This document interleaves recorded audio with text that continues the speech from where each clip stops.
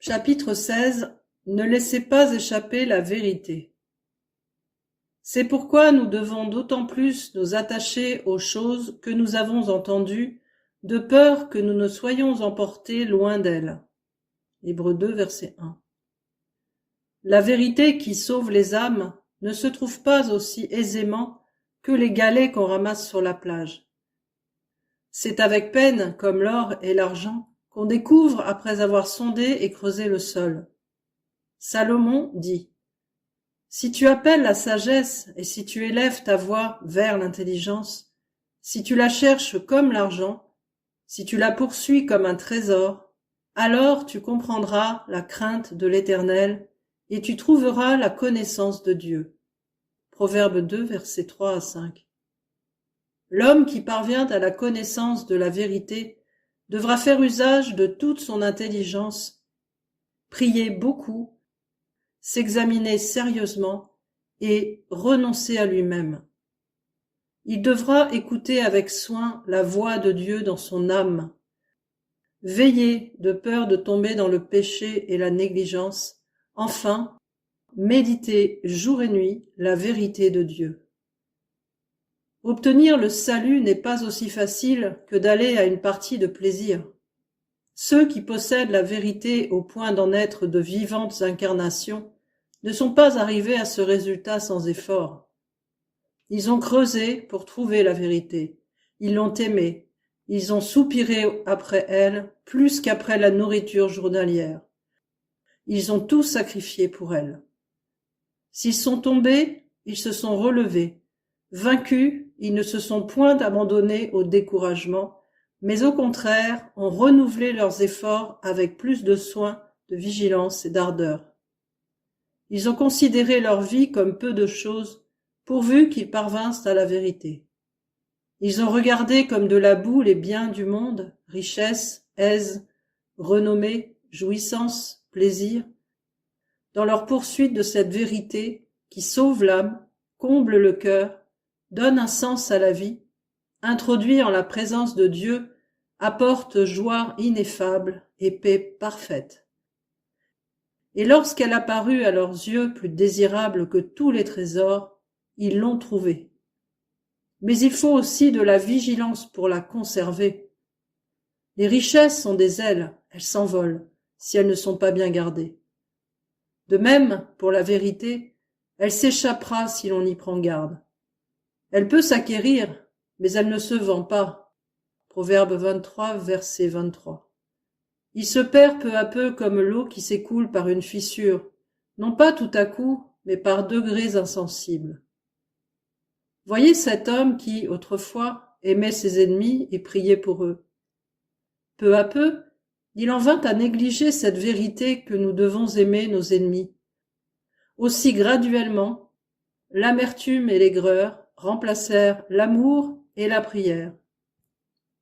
Cet autre donnait sans compter son argent pour les pauvres et pour la diffusion de l'Évangile. Il ne s'effrayait point d'avoir à s'en remettre à Dieu pour tous ses besoins. Il était si rempli de la vérité que toute crainte était bannie. Certain que, s'il cherchait premièrement le royaume de Dieu et sa justice, toute chose lui serait donnée par-dessus. Matthieu 6, verset 33. Il ne craignait point que Dieu l'oubliât, l'abandonnât, et laissa sa postérité mendiant son pain. Psaume 37, verset 25. Il servait Dieu joyeusement et de tout son cœur, satisfait d'une croûte de pain, heureux et insouciant comme le passereau qui cache la tête sous son aile, et s'endort sans se préoccuper d'où lui viendra la nourriture, parce qu'il s'attend au grand Dieu qui ouvre sa main et rassasie à souhait tout ce qui vit, donnant à chacun la nourriture en son temps. Psaume 145, versets 15 et 16. Mais peu à peu, Satan lui fit entendre la nécessité de la prudence, par degrés. Il perdut de vue la paternelle fidélité de Dieu et sa sollicitude pour ses créatures. Aujourd'hui, c'est un homme cupide, rapace, soucieux du lendemain, en tout point différent de son Seigneur bon et généreux. Voici un autre homme. Autrefois, il priait sans cesse, il aimait prier, et la prière était devenue la respiration même de son âme. Mais peu à peu, il perdit de vue cette vérité. qu'il faut toujours prier et ne point se relâcher. Aujourd'hui, la prière n'est plus pour lui qu'une forme froide et sans vie. Cet autre encore suivait d'abord assidûment les réunions, mais il commença à perdre de vue que nous ne devons point abandonner nos assemblées, comme c'est la coutume de quelques-uns. Hébreux 10, verset 25. Maintenant, il préfère aux réunions religieuses le théâtre et les promenades dans les rues et les jardins publics. Celui-ci ne laissait échapper aucune occasion de rendre témoignage. Chaque fois qu'il rencontrait un camarade dans la rue, il éprouvait le besoin de lui parler de la grâce du Seigneur. Mais, peu à peu, il se laissa aller aux propos insensés et aux plaisanteries, choses qui sont contraires à la bienséance. Éphésiens 5, verset 4. Et finalement oublia ces paroles solennelles de Jésus. Au jour du jugement, les hommes rendront compte de toute parole vaine qu'ils auront proférée. Matthieu 12, verset 36. Il ne se souvint pas que la Bible dit « La mort et la vie sont au pouvoir de la langue » Proverbe 18, verset 21, et que notre parole doit toujours être accompagnée de grâce et assaisonnée de sel. Colossiens 4, verset 6. Aussi, aujourd'hui, peut-il parler avec facilité de tout sauf de religion personnelle et de sainteté. Son témoignage d'autrefois, profond et enflammé, qui remuait les cœurs, résonnait comme un avertissement terrible à l'oreille des pécheurs insouciants, encourageait les cœurs timides et abattus, qui apportait le courage et la force aux soldats comme aux saints, a été remplacé par quelques phrases toutes faites, sans résonance dans son propre cœur et sans effet sur l'auditoire. Elles restent stériles, comme des coquilles brisées dans un nid d'oiseaux. Voyez cette chrétienne. Elle croyait de tout son cœur que les femmes faisaient profession de piété, devaient être vêtues d'une manière décente, avec pudeur et modestie, ne se parant ni de tresses, ni d'or, ni de perles, ni d'habits somptueux, mais de bonnes œuvres. 1 Timothée 2, versets 9 et 10. Peu à peu, cependant, elle perdit de vue cette vérité, prêta l'oreille aux flatteuses suggestions du tentateur, et tomba aussi sûrement qu'Ève lorsqu'elle écouta le serpent et mangea du fruit défendu. Maintenant, au lieu de vêtements modestes, elle porte bijoux, fourrures, habits somptueux, mais elle a perdu la parure incorruptible d'un esprit doux et paisible, qui est d'un grand prix devant Dieu. 1 Pierre 3, verset 4. Que doivent faire ceux qui ont perdu cette grâce? Se rappeler d'où ils sont tombés, se repentir, et pratiquer leurs premières œuvres. Apocalypse 2, verset 5. Qu'ils creusent pour trouver la vérité, comme le mineur doit creuser la terre pour trouver l'or. Qu'ils la cherchent comme on cherche un trésor caché. Ils la découvriront à nouveau. Dieu est le rémunérateur de ceux qui le cherchent. Hébreux 11, verset 6. Ce sera peut-être un travail pénible, aussi pénible que l'extraction de l'or, une œuvre lente comme la poursuite d'un trésor caché, mais c'est une œuvre sûre. Cherchez et vous trouverez. Matthieu 7, verset 7. C'est de plus une œuvre nécessaire. La destinée éternelle de votre âme en dépend. En revanche, que devront faire ceux qui possèdent la vérité pour ne point la laisser échapper? Prendre garde à la parole de David. Observez et prenez à cœur tous les commandements de l'Éternel. 1 Chroniques 28, verset 8. Faire ce que Dieu commandait à Josué.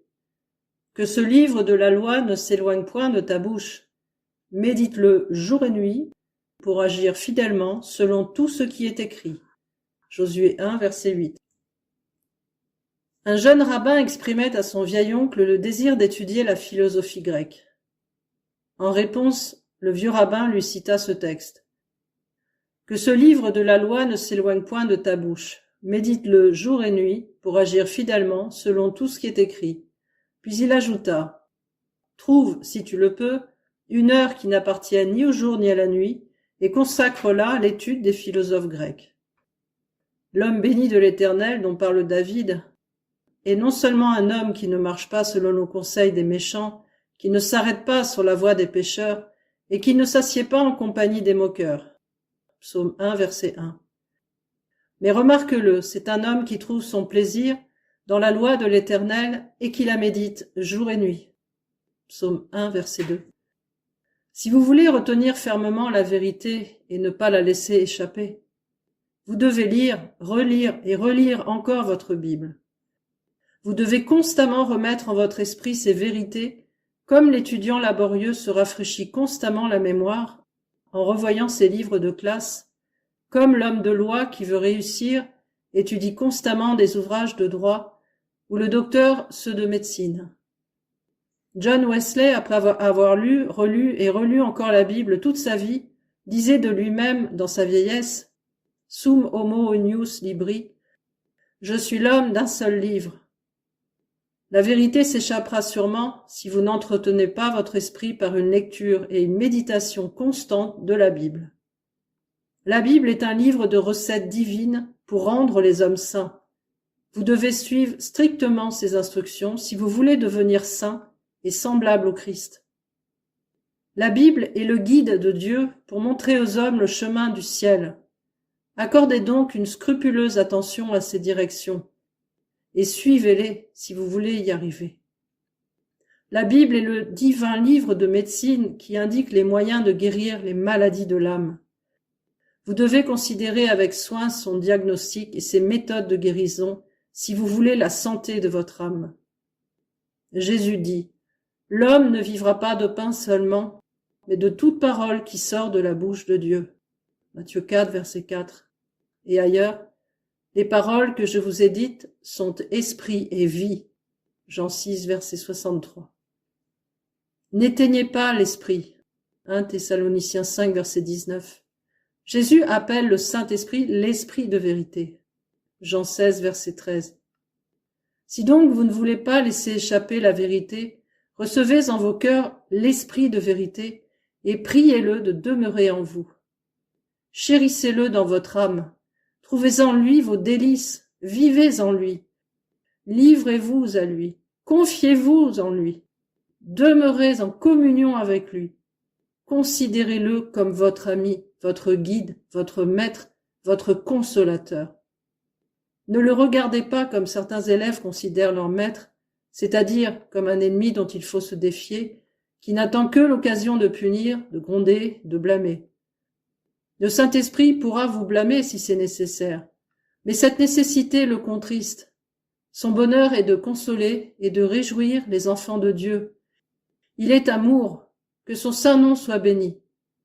N'attristez pas le Saint-Esprit de Dieu, par lequel vous avez été scellés pour le jour de la rédemption. Éphésiens 4, verset 30.